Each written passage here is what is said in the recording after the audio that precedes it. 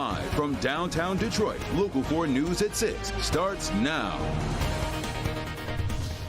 Running in terror, this video shows the moments the powerful 6.8 magnitude earthquake hit Morocco yesterday. Today, the death toll is over 1,300, and sadly, that number is expected to rise.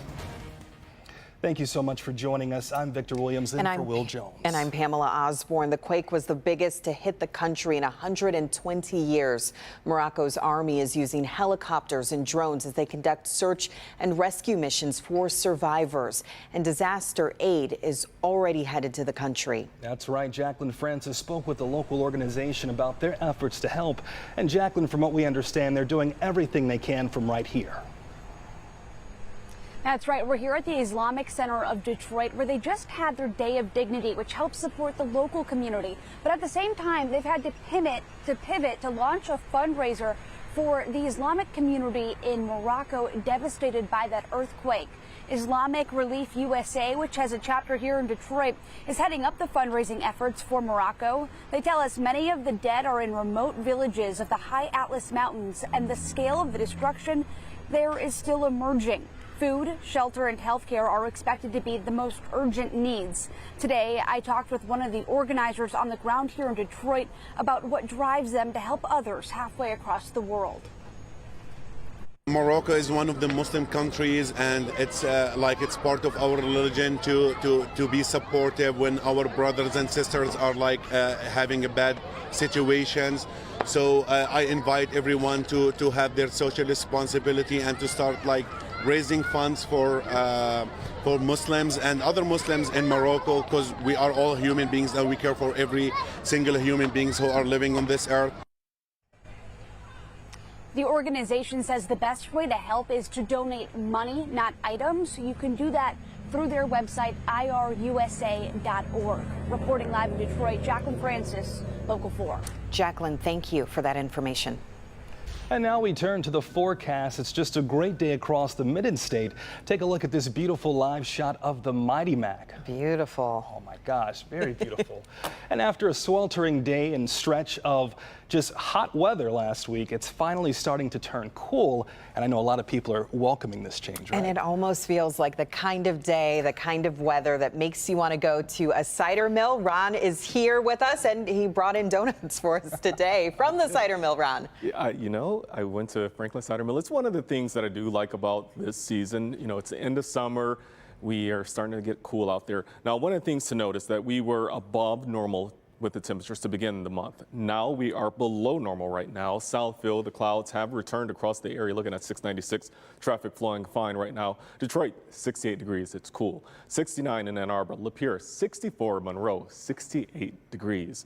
Some of those clouds that we had gotten rid of earlier are now back in the picture. A lot of cloud cover over Ontario, some of that over southeast Michigan, but as you go farther toward mid-Michigan, farther toward the west, that is where you will encounter clearer skies, showers and thunderstorms as you go even farther toward the west, as you get over toward the Minneapolis-St. Paul area, and a few showers and thunderstorms firing up around upstate New York all the way through Pennsylvania. You get into West Virginia, into Virginia and Maryland, a lot of activity in those areas. So here it's hit or miss, really, depending on your location. If you're getting a few opportunities to see that sunlight still. Howell, we have some of that sun out there also in the Fenton area and Pontiac. We're seeing some of that sunshine, but others of us still seeing the cloudy conditions. So it feels like fall. It is cool out there. In fact, these are temperatures that you expect at the end of September.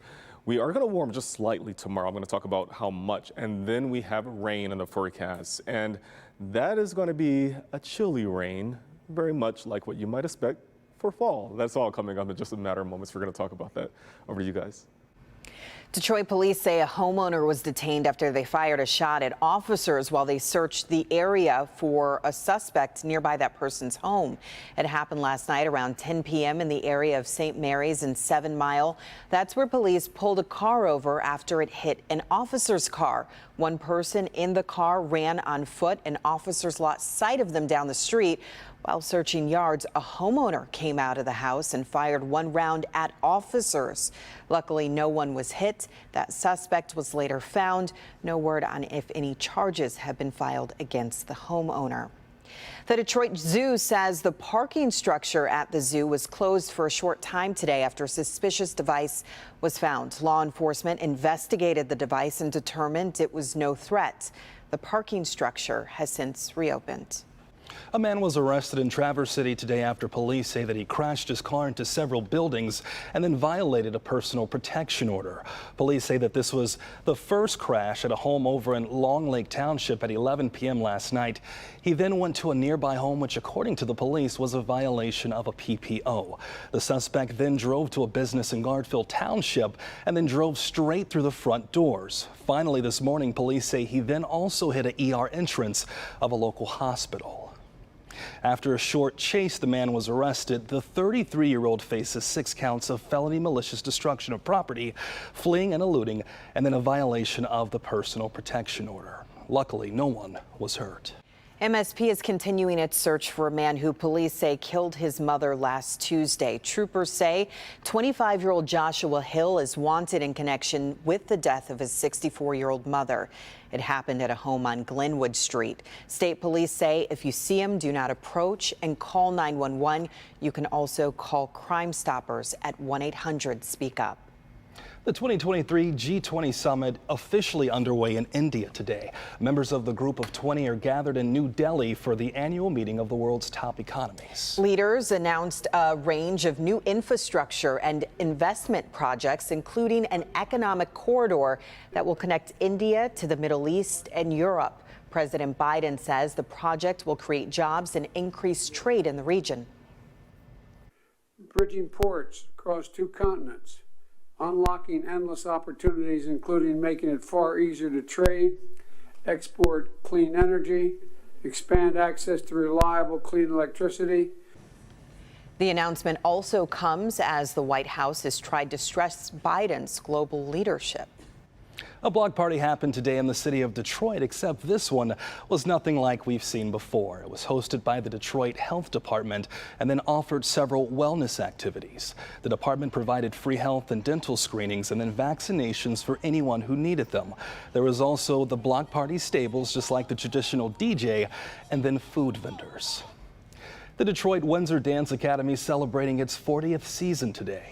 It is the second year back in its newly renovated dance studio. It was a long road to get back to the location. You may remember in 2021, a water pipe burst in the ceilings above the dance studio floors, making it impossible to use those facilities. Today, the 10,000 square foot studio was officially back open and full of students again. I believe that what we're doing here makes a difference. It's a special program. It was meant to be. And we want to celebrate that. And when we see the parents bringing their children, yes, it means a lot. It means something was right. The school offers several different dance classes. To find out more, all you have to do is head on over to DetroitWindsorDance.org.